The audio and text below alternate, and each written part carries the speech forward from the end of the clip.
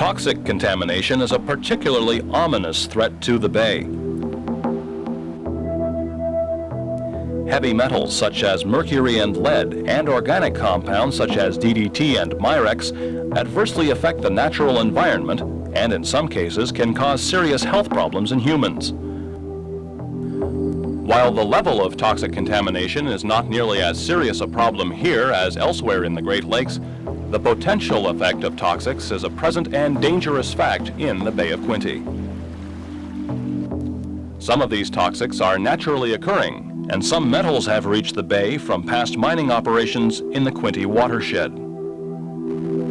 Industries on the bay are sources of metals and organic compounds. So are sewage treatment plants. Leaching landfill sites are a potential source, as is the atmosphere, and the products we use around the house or for agriculture. Some contaminants are brought into the bay by migrating fish that have been exposed to contaminants elsewhere in Lake Ontario.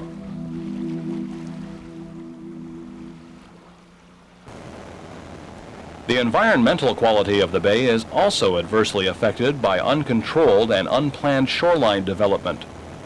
The physical state of the bay has been drastically altered since people arrived in the area 200 years ago. Dams, bridges, canals, cottages, and docks have replaced many of the marshes, wetlands, and nearshore environments around the bay. Wetlands act as kidneys for the bay, purifying the water.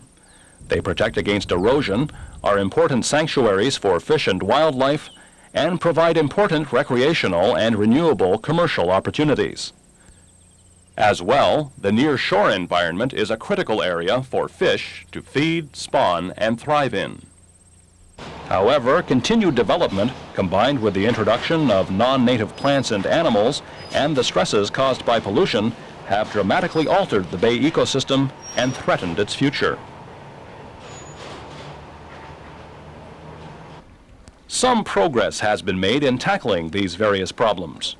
Water quality has improved somewhat since a low point in the 1960s and 70s, but much more needs to be done. The Remedial Action Plan has investigated various remedial measures to further improve the situation. Many of these measures are aimed at reducing the influx of nutrients and contaminants into the bay.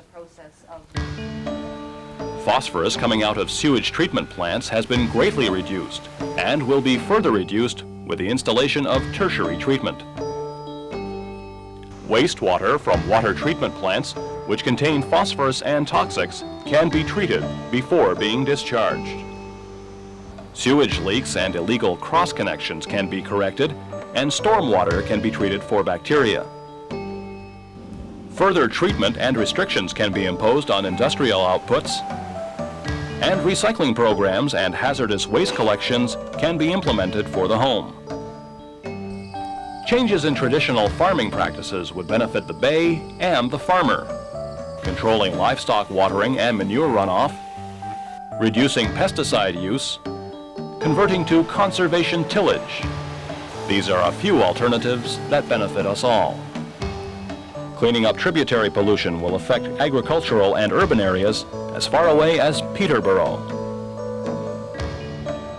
Some remedial measures would involve the actual removal of contaminated sediments through dredging or by large-scale chemical treatment. One of the more exotic proposals would be to pump relatively cleaner water from Lake Ontario into the bay through the Murray Canal. However, this flushing flow would merely dilute the bay water and would not tackle the root causes of pollution.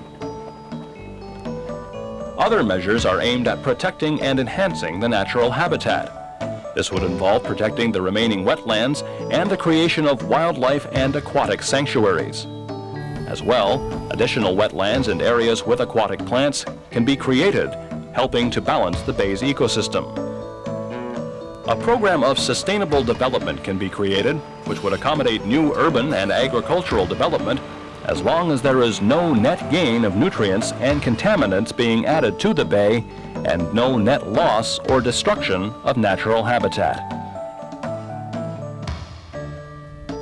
Any or all of these remedial actions are possible, but their benefits must be weighed against their costs and possible side effects.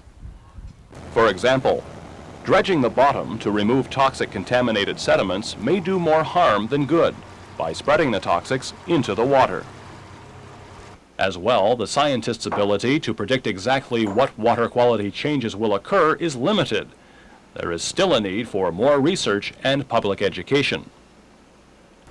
We could do nothing more, allowing the Bay of Quinte ecosystem to find a new balance on its own. But we have an obligation to protect and improve this valuable resource for ourselves, for future generations, and for the environment. The Bay of Quinte Remedial Action Plan is starting to prepare an implementation plan of remedial measures. It is seeking your input and support through the Public Advisory Committee as it develops its recommendations. Public involvement is vital because the decisions affecting water quality in the Bay ultimately rest with you. Whether directly or indirectly, you are already involved. We can no longer afford to ignore our Bay. It is time we did something to help. It is time to decide.